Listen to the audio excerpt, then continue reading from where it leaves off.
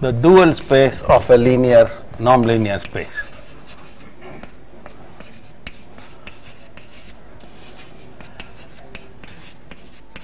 Okay, so we said that this is the set of all bounded linear functionals from X to R. Okay, mapping from X to R, C or R, depending on whether it's a real space or complex space.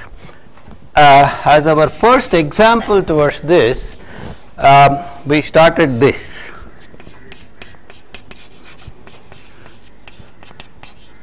The first example is common sense example and also our linear algebra, okay, and things are good on finite dimensional spaces. Okay. So the first space we considered was, we looked at the vector space V to be Rn, and then we said that any functional, leave alone bounded or anything, any linear functional we consider any linear functional f mapping V to R, that is Rn to R. Then we used our knowledge of linear algebra that linear things are completely determined by their action on the basis.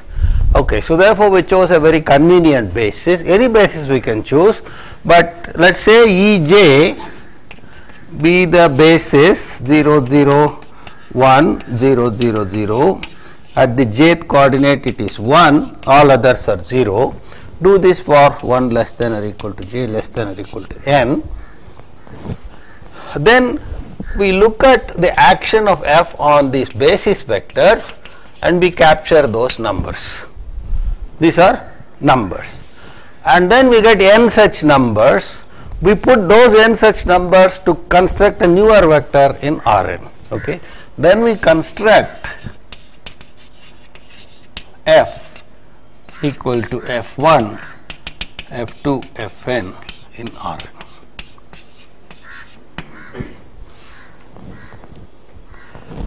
So we start with a linear functional.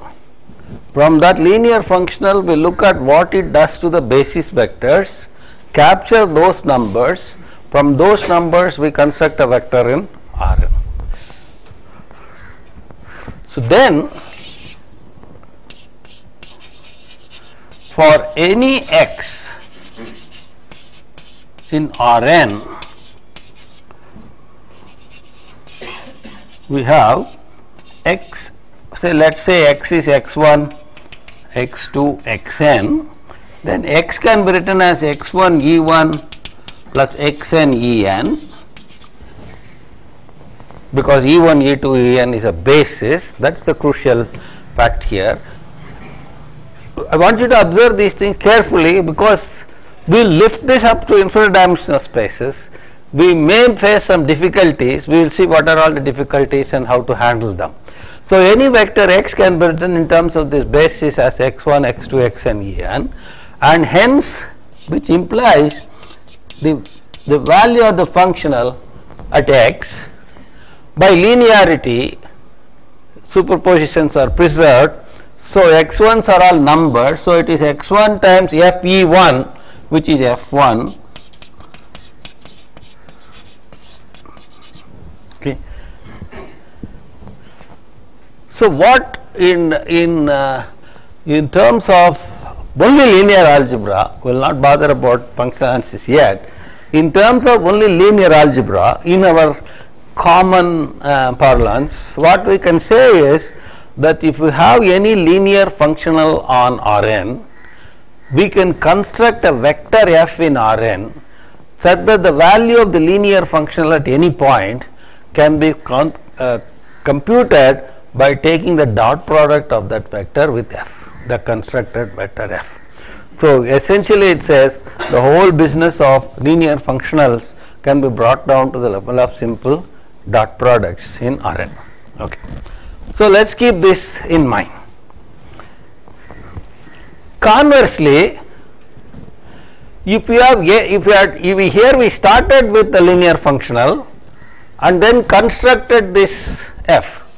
Now suppose I had an f in Rn, then define f of x like this, that will become a linear functional automatically. So conversely,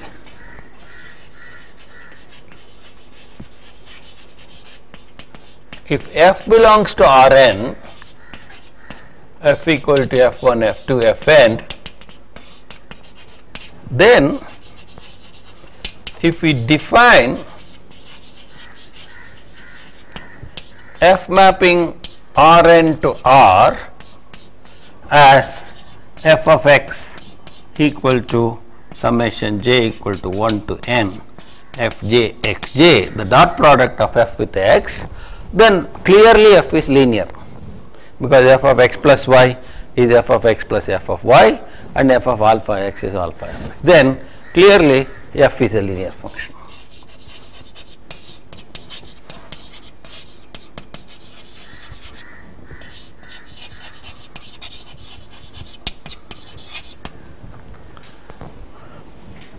Therefore, this business of linear functionals and Rn is essentially dot product.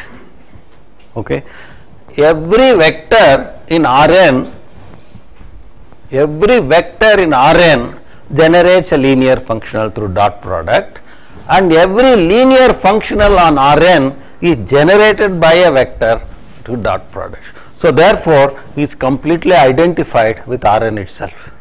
The entire business of linear functionals on Rn is completely identified with Rn. Hence, we see that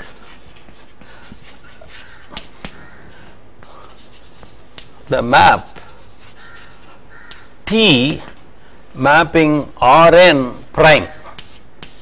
Rn prime means the set of all linear functionals on Rn. This is what I call as the algebraic dual, which converts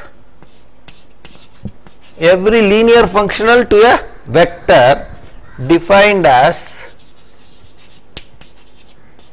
T of f is equal to f, where the ith component of f is fei. Is,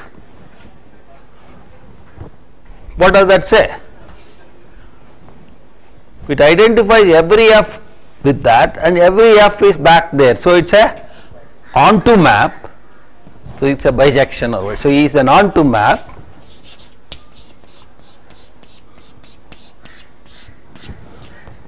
And in fact, okay, it is also 1 1.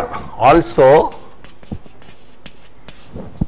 if we have two linear functionals and Tf is equal to Tg, that means that can happen if and only if the corresponding identifications are same.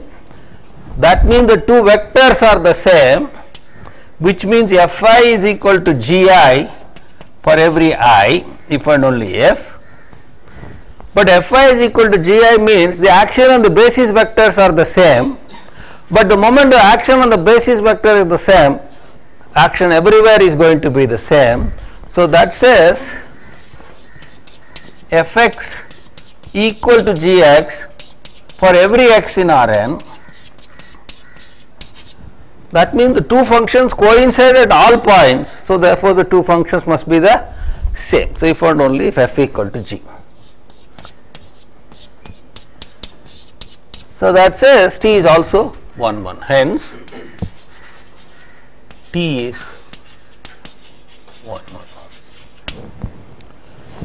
So therefore, I have, this is a vector space, this is a vector space, I have a 1 1 onto map from here to here. That means it's an isomorphism. This is what in vector spaces we call as isomorphism.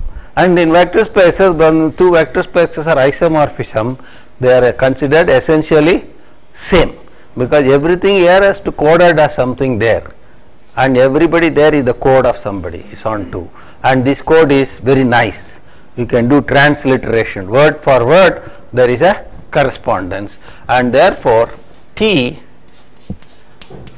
is an isomorphism. Or not, I have not yet I have not proved that it is linear yet, okay. Now what about if I have two linear functionals? Easy to check. T of f plus g is T of plus Tg, because the action of this on any base vector can be changed into the action of this plus the action of this, which boils down to this. Similarly, T of alpha f is alpha Tf, and therefore T is a linear 1-1 onto transformation from between these two vector spaces, and therefore it is an isomorphism. So implies T is linear. Therefore T, all these imply T is an isomorphism between Rn prime and Rn. So therefore the algebraic dual of Rn is essentially Rn. So there is nothing new that you get by studying the duals. It's like studying the same space, okay, in a different language. Studying the duals is essentially studying the same space in a different language. Okay, so that's what. So now here you see what we are doing. We have identified the vector space V, that Rn, with its dual. When we say identified, I meant that the corresponding operations are maintained. The two vector space operations are maintained. But then when we lift up to nonlinear spaces, we not only want the two vector space operations to be maintained, the identification should be such that the metric is also maintained, right. So now it is not just enough if T of f plus g is T of f plus T of g, T of alpha f plus is equal to alpha Tf, but if I now identify a bounded linear functionals with something there, now that something there is now a nonlinear space, then the norm of the functional must coincide with the norm of the fellow whom I am identifying, so that it is not only the vector space that has been identified, it is also the norm structure that would have been identified. So that is why we would now like to put norms on Rn and see what is the corresponding identification. Certainly linear function will be identified on Rn itself, but the norms may change. We may have to look at different association in this process. So now therefore we are going to look at Rn with as a norm-linear space with different norms.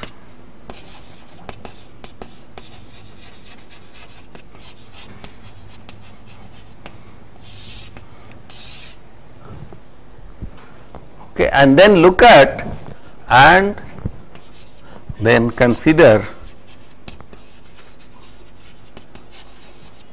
Rn star, that is the corresponding space of now not just linear functional. When I put star, I mean bounded linear functionals, and the moment I want to talk about bounded linear functionals, I must be clear what is the norm I am using in the original space, because this notion of boundedness comes from the norm of the space.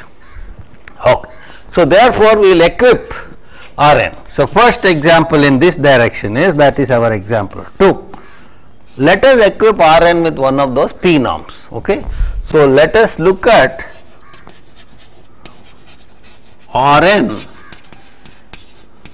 with a P norm with 1 less than p less than infinity. I will come to the question of 1 and infinity later. Okay. Again the case of 1 and infinity I want you to observe very carefully, okay, because these are things which you are going to lift to infinite dimensional spaces. So let us look at, I'm going to do these things reasonably slowly because we understand functionals fairly clearly, okay, because we will be going more and more on these later. Okay, so therefore the Rn equivalent to this P norm is what is, therefore my norm linear space is LP NR. The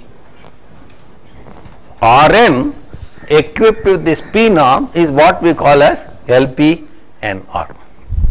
Okay. Now consider any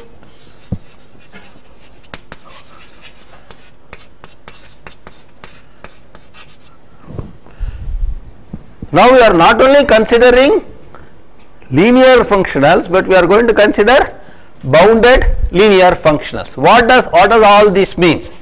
Therefore, 1 f maps x to R, because it must be a functional, it must be linear functional, and 2 there exists M such that mod fx is less than or equal to M times norm of x. Which norm we are using? The P norm. All this now is given.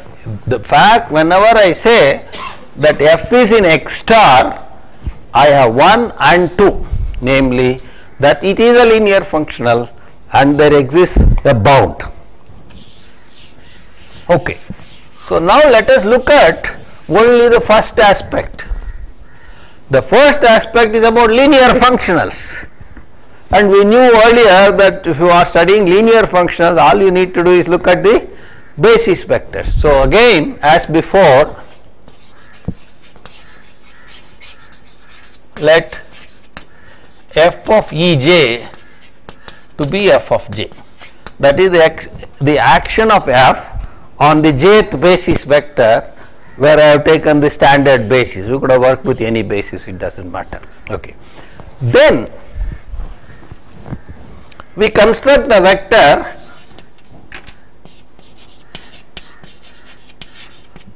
f equal to f1 etc. fn, and that is still in Rn, and therefore it is also in, let me put it, this is at least a vector with n components that I know.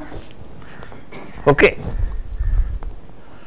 And then f of x for any x, this is again as before, I am repeating what we did before, because I am looking only at the linear functional part of it. For any x, f of x is equal to, in LPN,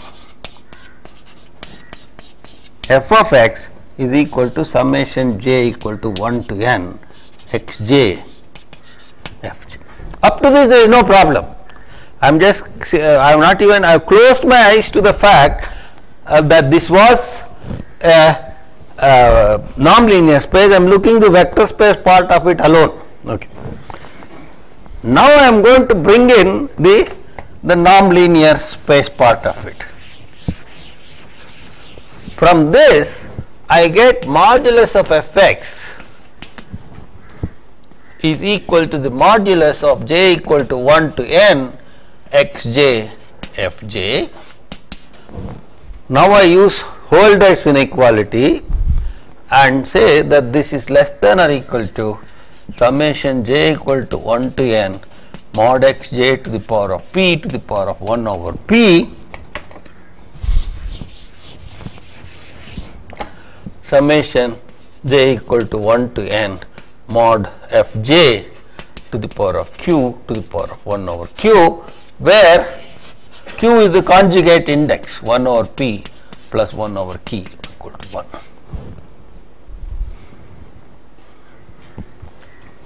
Okay, which simply means that mod fx is less than or equal to the p norm of x times the q norm of f. that vector I had identified. And therefore, this says when you are having a bounded linear functional, f of x will be less than or equal to m times norm xp, but the smallest that m that works is called the norm of the functional. So, what do I get from here?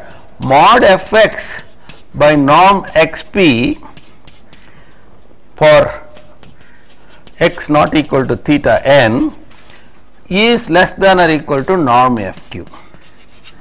The changed length to the original length cannot exceed the q norm of f, okay, and the maximum of this is what is called the norm of f or the supremum of this. This is an upper bound for these quantities. The least upper bound is called norm f, and therefore the least upper bound will be smaller than any upper bound. So, norm of f will be less than or equal to norm of fq. So, therefore, at least what we have found is, given any bounded linear functional, there is a corresponding vector f in LQ n, because now we are talking about the q norm such that the action can be written as the dot product, but now the norm is bounded by the q norm of f, not the p norm of f. Okay, so there is a different norm linear space we have to identify. Okay, but this is only less than or equal to. Still, we have not seen whether the identification is going to maintain the norm itself. Okay, so that is the first inequality. So, what is the conclusion? At least let me just conclude this part and keep it so that I can erase the other things. Therefore, hence corresponding to every f in x star where my x is LPN, okay, where x is equal x, okay, let me write it as LPNR star. I will write it x completely, x is LPNR. So, corresponding to every bounded linear functional on LPN, there exists an f in LQNR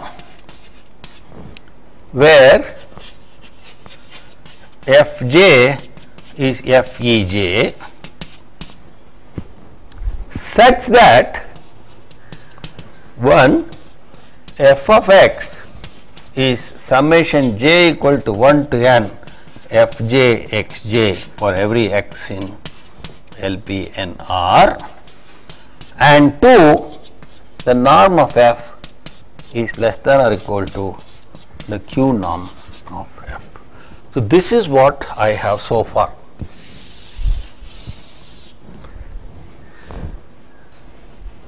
True, the vector identification of f as a vector was still in Rn, but now I have to look at it as a vector in Rn with a different norm, the q norm.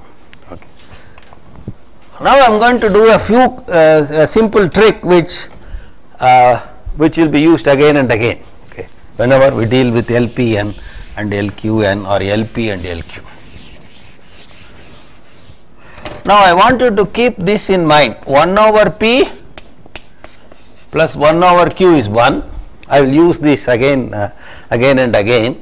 That is, P and Q are conjugate entities. I am assuming 1 less than P less than infinity. So, 1 less than P less than, and of course Q will also be less than, if P is less than 1, Q will also be less than 1. P is greater than 1, Q will also be greater than 1.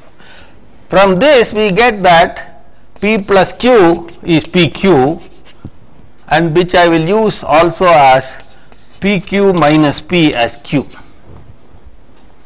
or PQ minus Q is P, whichever way I want to use. These are some of the things that I will use again and again whenever I have these conjugate indices. Okay. Now, I have given an f in LP and R star, I have constructed this vector f. Now I know this f1, f2, fn. Now I am going to construct a new vector.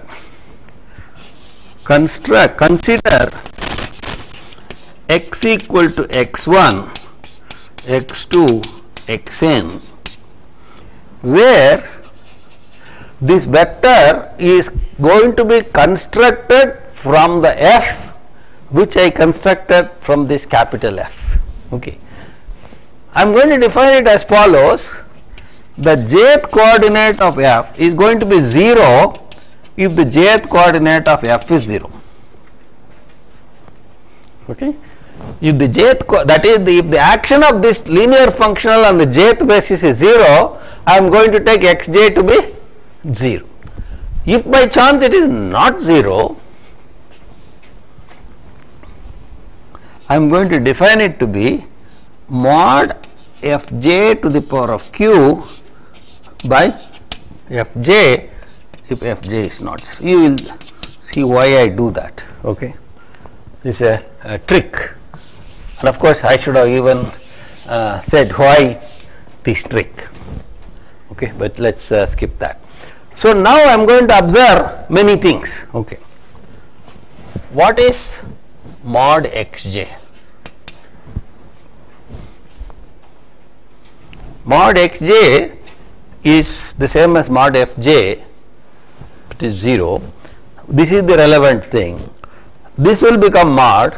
So there is a q power in the numerator, 1 power in the denominator. It will become simply mod fj to the power of q minus 1.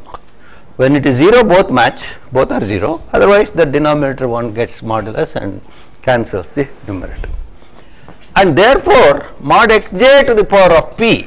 See, I am going to construct a vector in LP from this f. What is mod xj to the power of p? Mod fj to the power of pq minus p. But what is pq minus p? Q. So therefore, this is equal to mod fj to the power of q. See, I am trying to collect the p norm of some vector here to the q norm of the vector f there. So therefore,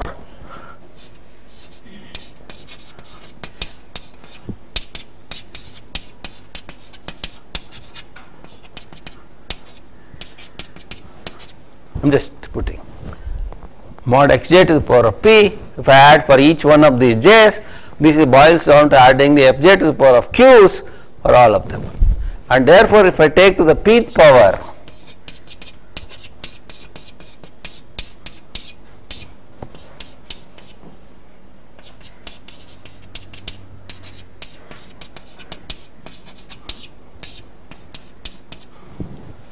okay.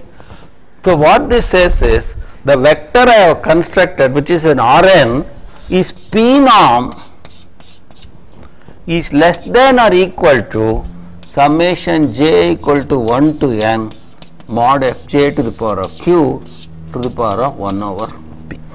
In fact, what is that? Equal to. Is p norm is equal to this. Okay. So x is in Rn and its p norm is connected to the q norm of f in some way. It has to be connected because x has been constructed starting from the f, right. So now what is f of x?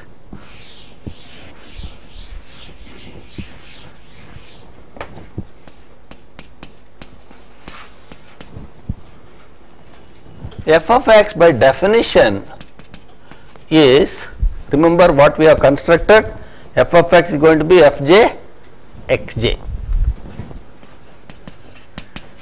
So that is why this conclusion I want to keep. This is what we have already done. From this f only I am doing all the things. And therefore f of x is fj xj, but now I have these xj's in terms of this. So what will happen? These fj's get cancelled. I will get only mod fj to the power of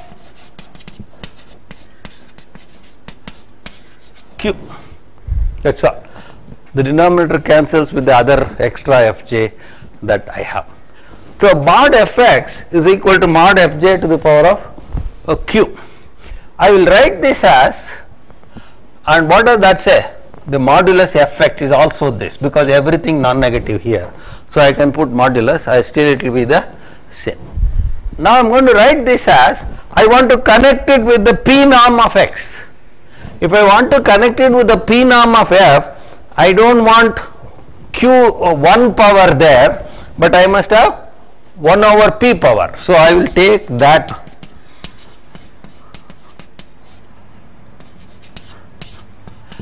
and therefore put the remaining etc. later.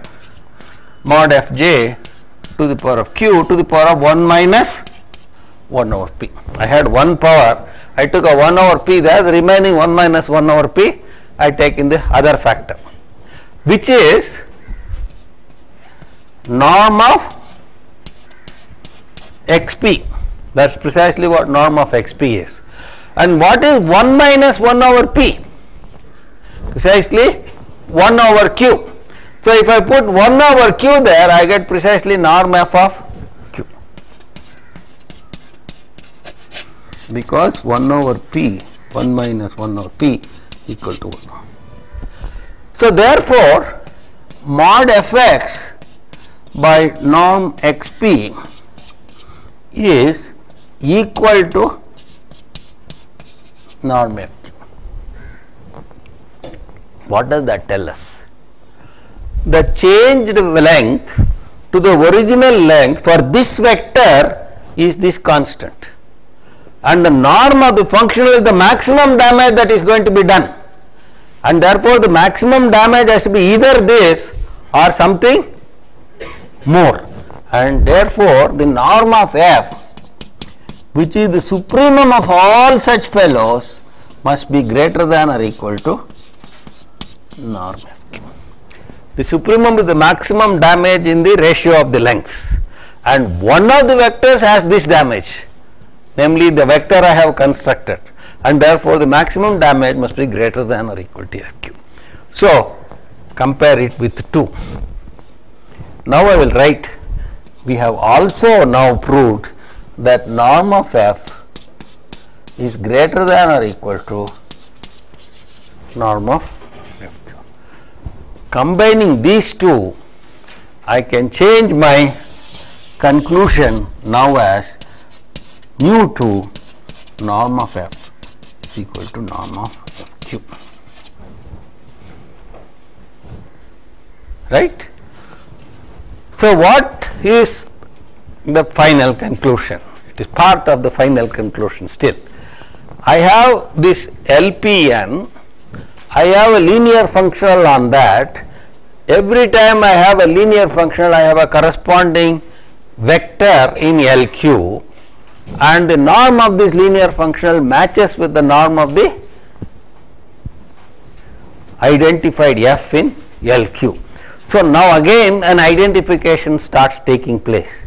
A bounded linear functional on LPn has been identified with a vector not in LPn but in LQn, where the norms also match. And again the identification is linear, f plus g will be fj plus gj, and that will be fj plus fx plus gx. So therefore the identification is also linear. So if we define now a transformation T from LPNR star to LQNR, then as T of f equal to f, where fj is equal to f of ej. Then as before, T is a linear functional, bounded linear functional, and T is a linear transformation, and norm of T f is equal to norm of f. norm of TF will be the norm here, and this will be the norm of the functional. Okay. So, we have identified as follows. I will keep this number. We have LPNR was given to us, and we have this, the corresponding dual space, the set of all bounded linear functionals. We also had the corresponding LQNR. What we have done is, give me some f here that will go down to an f there. This is the transformation T. Every f there is identified with an f here. The T is the translation. T translates the language of the functional f to the vector f in LQ. And that identification is linear, and it is also 1 1, because of the fact that if TF is equal to TG, f will be equal to g. If little f is equal to little g, the two functions will identify themselves exactly the same way at both points, at all points, and therefore f will be equal to g. So let me write this is T is 1 1. Same argument as last time. So it is not only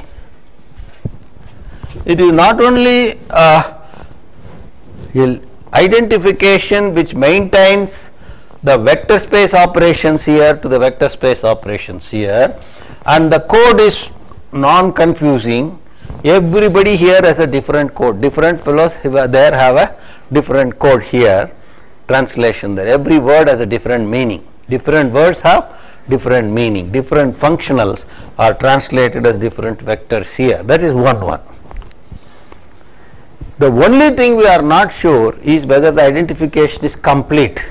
Namely, every vector here has been used as the code for somebody there, or is T onto. Okay.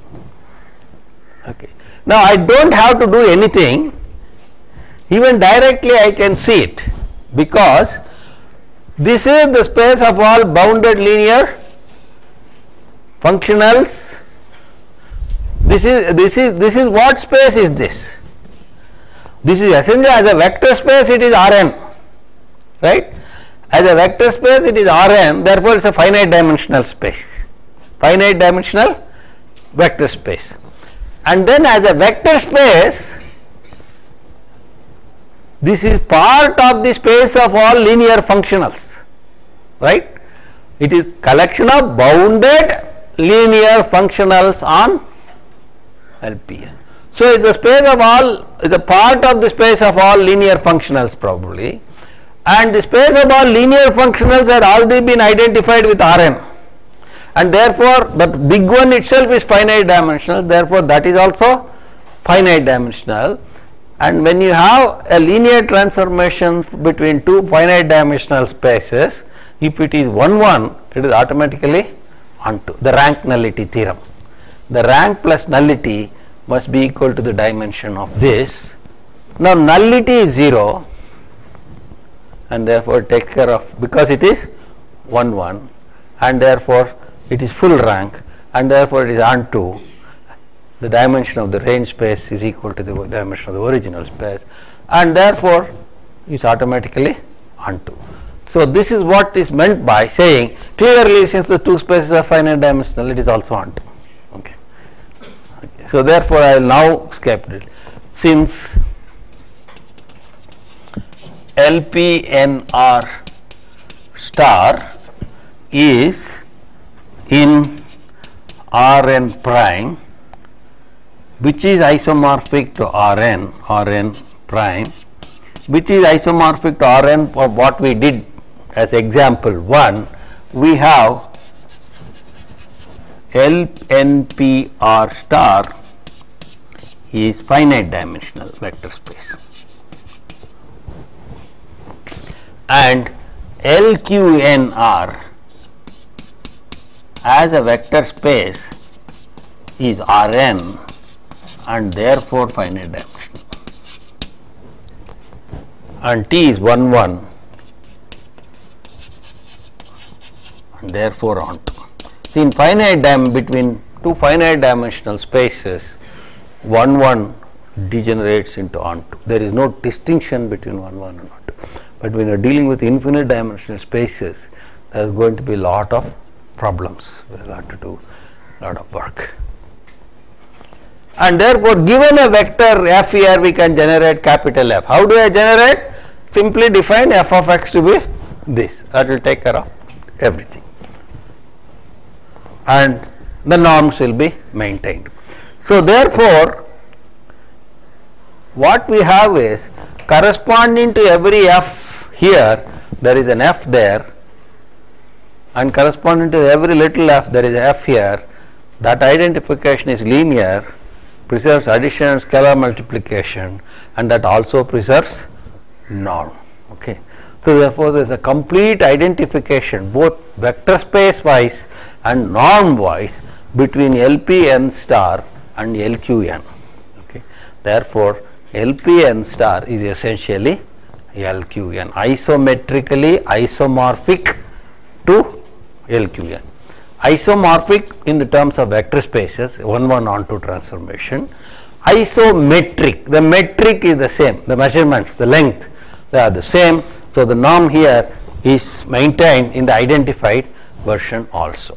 So, the conclusion therefore is, we can put all these things together, and the final assertion is the following.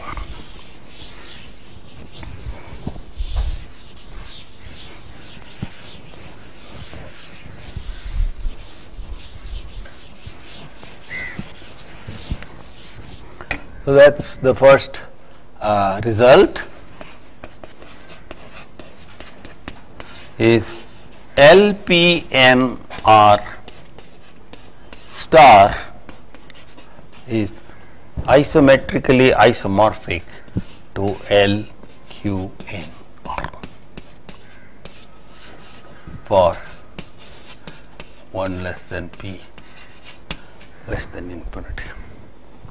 We will see that more than this is valid, but anyway, for even the other piece we will see what happens. So, this is the in a sense fiasco in finite dimensional spaces, in the sense that we really do not get anything new, because the same vector space is identified, only fiddling we are doing is with the norm. If we are using P norm for the vectors, for the functional identification you should use the Q norm, that is the only difference. And of course, if P equal to 2, if P equal to 2, then Q equal to 2, because 1 over P plus 1 over Q must be equal to 1, then it simply says LPN L2NR star is identified with itself. It is like the algebraic duals were identified with itself. Now, in the case of L2NR, its dual is also identified with itself. That is the so called Hilbert space structure, which I will introduce later. And that is the only case where it happens. For any other value of P, Q will not be equal to P. Okay. The Q will be different from P. Only for P equal to 2, you get Q is also equal to 2. Okay. If P has to be equal to Q, then that said 2 by P equal to 1, therefore P must be equal to 2. That is the only possible value. In every other case, the identification involves a different norm. Only in the case P equal to 2, the identification also involves the same norm. Okay. I will come to L1 and L2 a little later, but now let me make a few simple examples, a few more examples of linear functionals, just to get more and more feel.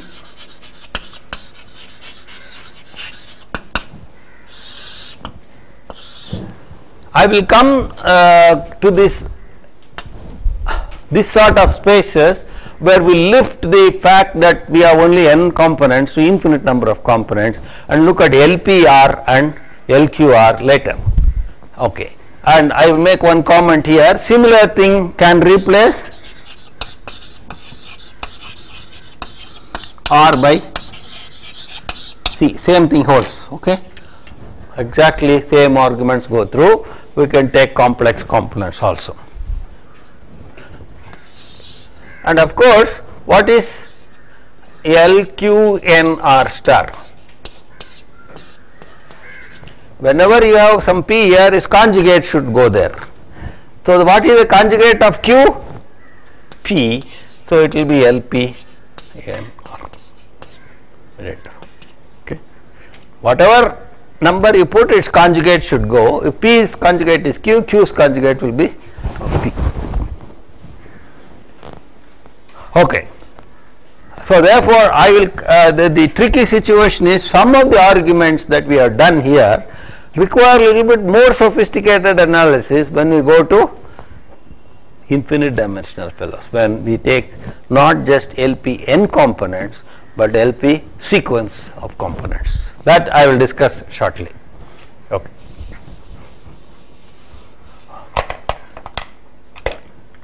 What I will do is I will give you some more examples of linear functionals, bounded linear functionals. First linear functionals and bounded both. Okay. So, let us take the typical situation where things are much easier, where in the case of analysis where without Lebesgue we can do still is, but we need some time or the other, is let us take the nonlinear space to the space of all continuous functions from 0 to 1. Okay. The space of all continuous functions from 0 to 1, real valued, and the norm of a function is the sup norm, which is the maximum of mod f of t for 0 less than or equal to t less than or equal to 1. Because any continuous function on the interval 0 1 has a maximum and a minimum, and particularly if ft is continuous, mod ft is continuous, and therefore it will have a maximum, and that maximum is called the norm, and this we have seen when we are dealing with metric spaces. This is and also norms. Okay, both we have seen this. Let us consider this nonlinear space. What exactly do we mean by a linear functional on this space?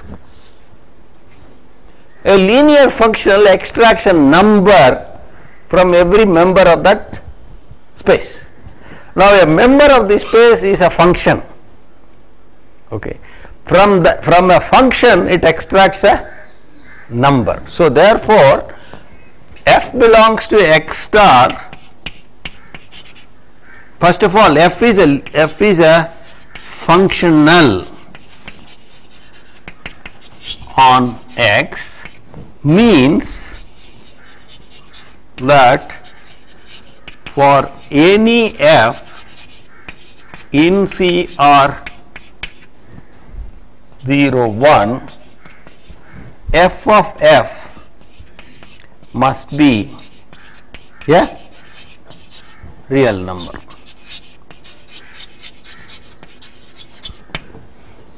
So, it extracts some number. So, what is a discrete version of this?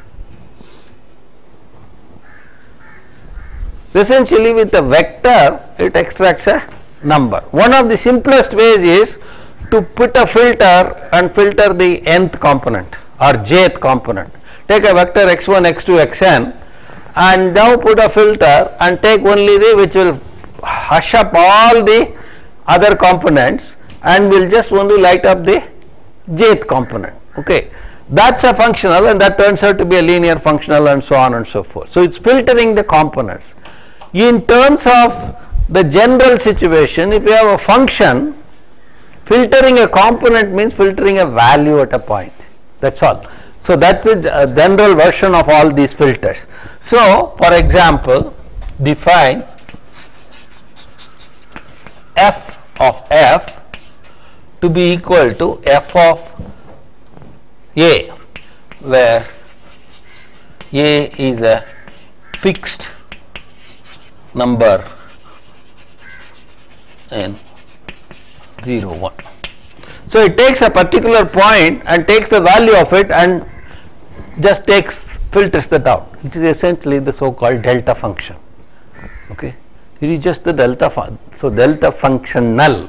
So the delta thing is a functional, not a function. It is a functional which extracts a number out of a function. So since a functional is also a function in the general sense, it has a domain, it has a codomain. The domain is the space of functions, the codomain is number. So in that general sense, we have to think of delta as a function. Otherwise, in the common language, you must use it as a functional. Now, if we define like this, first we observe that if I take two functions and add them and then filter out, what will I get? I will get f plus g of a, but the function addition is f plus g of a is f of a plus g of a, and this is simply f of f plus f of g. And similarly, f of alpha f is alpha. What does that say about f? Such filters are all linear filters. Okay, they are all linear functional. So f is a linear functional.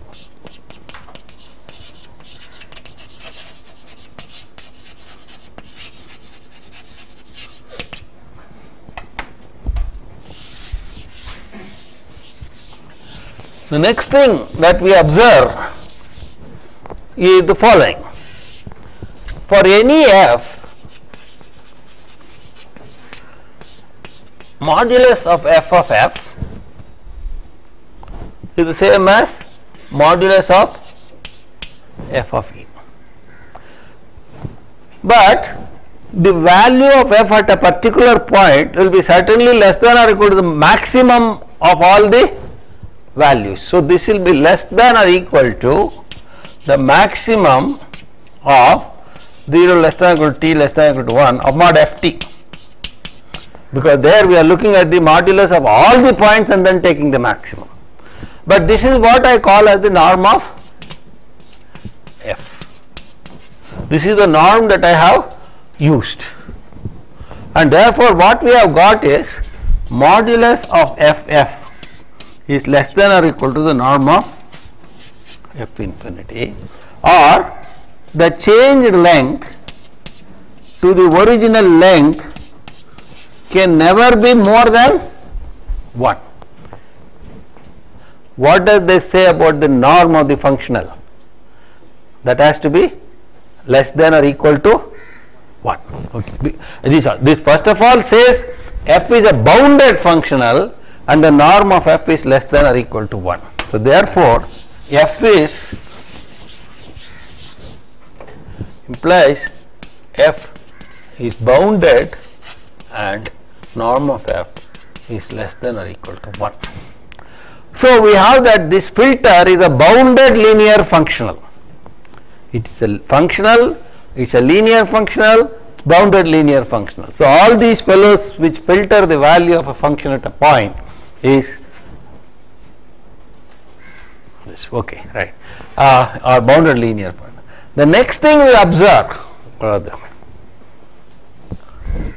consider a particular function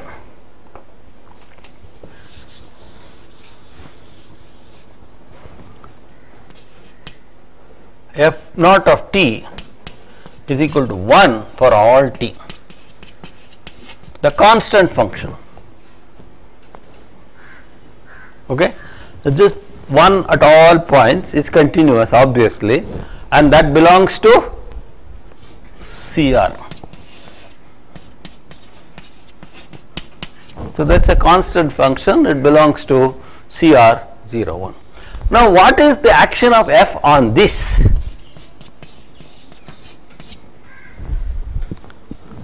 it should filter the value at the point A. It's still 1. Wherever you filter, it's going to be 1. So, it's going to be a constant 1. And therefore, the modulus of ff naught is 1. And what is the norm of this function? It's still 1. So, this 1 can be written as norm of f naught infinity.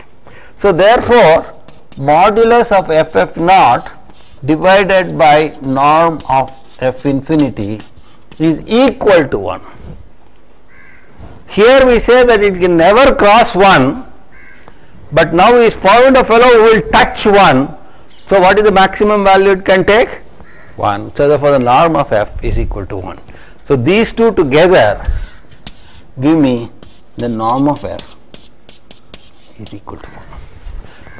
So, all such projections, these are essentially projections, projecting onto that particular coordinate, the jth coordinate. If you have finite dimensional space, you will be projecting to the jth coordinate. All such projections are bounded linear functionals with norm 1. All projections will have norm 1. Okay.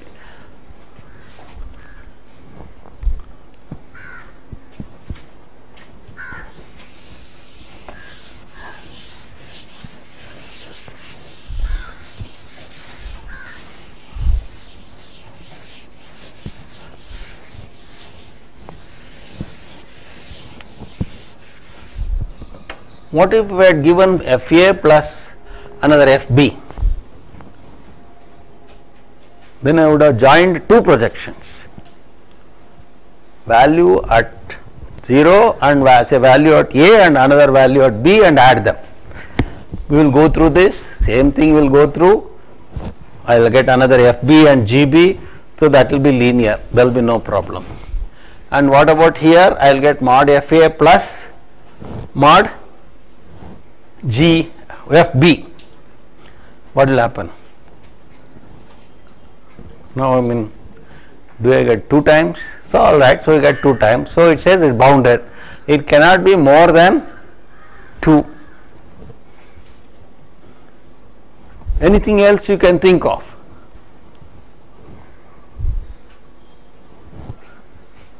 Yeah.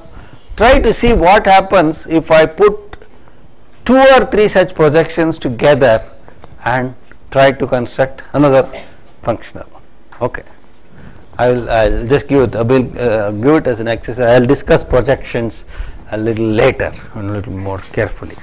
Okay, so that is one way of generating linear functionals on the space of all continuous functions, namely filtering out some value. Okay. Well, anyway, similarly, verify at least this. If A1, A2, AK are k points, finite number of points in 0, 1, and alpha 1, alpha 2, alpha k are any real numbers, k real numbers, then define f of f to be alpha 1 FA1 plus alpha 2 FA2 plus alpha n FAN. These alphas and a's are fixed quantities. A1, A2, AN are fixed points in 0, 1, or k fixed points in 0, 1, and these are all any fixed k fixed real numbers. Define then through these numbers, filter and scale, filter and scale, filter and scale, and superpose all these filters. Filter, scale, filter, scale, filter, scale, and then superpose all these filtered values. Okay. So, examine if f is a bounded linear functional on C. What is the answer? The answer is yes, because this is a bounded linear functional, that's a bounded linear functional, and we have said the set of all bounded linear functionals is a vector space, and therefore any linear combination of bounded linear functions must be a bounded linear function. So this is a general one way of generating a class of filters, okay, for the function. Okay. There is another important class of linear functionals on CRAB. This example is the last example. So now consider F mapping CR01 to R defined as f of f. Take the average. What is average? Integration. Okay, 0 to 1 f of t dt. Integration is a linear operation, so therefore f will be a linear functional. F of f plus g will be integral f plus g, that can be split. F of alpha f is integral of alpha f, constants will come out. So automatically it is linear functional. F is linear function. The only question we have to see is whether it is a bounded linear functional. I will examine only the. So what is mod ff? Is equal to is the modulus of the integral is less than or equal to the integral of the modulus. Now mod f is less than or equal to its maximum. Its maximum is what is called the norm. So this will be less than or equal to that maximum, which is constant dt. So in other words, I have a curve, it's positive because mod ft. I am finding the area. Instead of that, I replace the curve by a flat curve which is on top of this curve. So the area I get will be more than what I started with. So therefore this, and therefore mod ff by norm f infinity is less than or equal to 1, and therefore it is a bounded linear functional, and the norm f can be at most 1. The maximum damage can be at most 1. Now you take the constant function again, you take f naught to be 1, so let f naught t be equal to 1 for every t in 0 1. This belongs to CR 0 1, and its norm is what? Maximum, which is still 1. So what is f of f? Integral 0 to 1 dt, which is 1, which is norm f infinity, and this is non-negative. Therefore mod ff by norm f infinity f naught infinity is equal to 1. So it cannot be more than 1. At some point it hit 1, and therefore that should be the maximum. Therefore norm f is 1. So it's a bounded linear functional with norm 1. Now if you try now to push another function inside, g of t f of t is like the dot product. Take the product of the components and then sum. In case of functions, that becomes take the product of the values at 2 points, and instead of sum do the integration. So the corresponding dot product version will be to look at g of t f of t, where g is another fixed continuous function, like we took fj xj, and that will give you another bounded linear functional, and which norm will be the norm of the function I started with, like the vector norm will come, exactly analogous thing. So integrals are going to generate functionals corresponding to the dot product version we saw in the vectors Rn, okay, LPn, LQn, etc. But however, when we are going to use LP, LQ norms on the continuous functions, it is not complete, and therefore it is not a Banach space, so a little bit of complications take place. Okay.